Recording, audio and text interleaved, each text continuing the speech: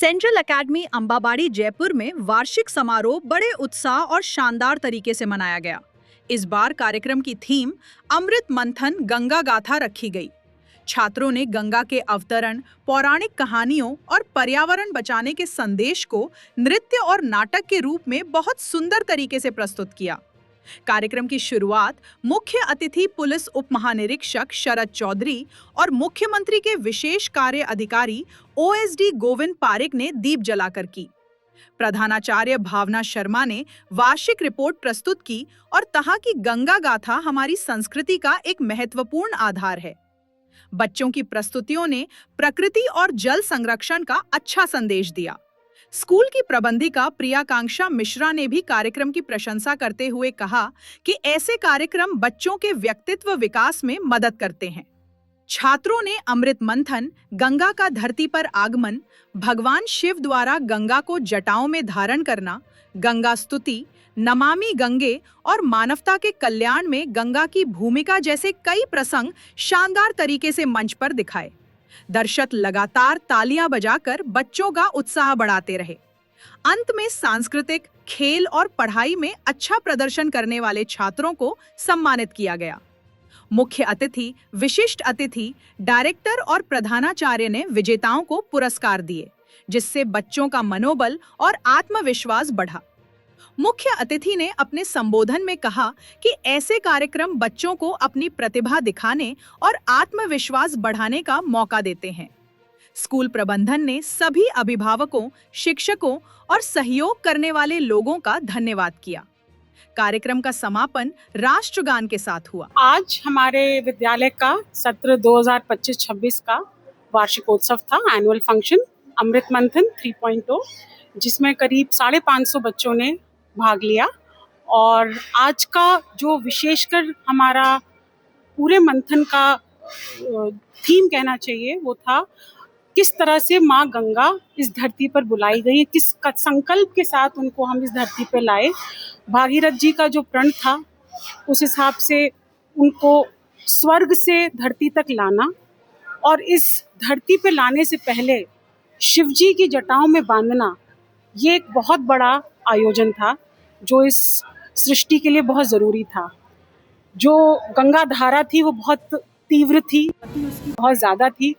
तो शिव जी ने ये हम लोगों को कहा कि भाई मैं इन जटाओं के अंदर गंगा मानित करूँगा, जिससे कि इसका वेग थोड़ा कम हो और धरती पर ये लोगों के विकास और लोगों के उद्धार के लिए बहुत कुशलता से जा पाएँ। तो आज का जो ये कार्यक्रम था वो गंगा गाथा, माँ द डिवाइन टेल ऑफ माँ गंगा को प्रेरित करते हुए था।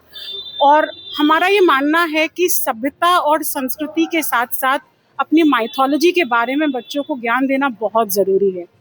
और इस तरह के वार्षिकोत्सव के थीम जब हम रखते हैं तो बच्चों को याद दिलाते हैं कि किस तरह हमारे पूर्वजों ने इस पूरी प्रकृति को अपने अंदर समेटा और किस तरह आने वाली पीढ़ी इसको देखनी चाहिए। आगे भविष्य में गंगा को साफ रखना ये हमारा संकल्प होना चाहिए।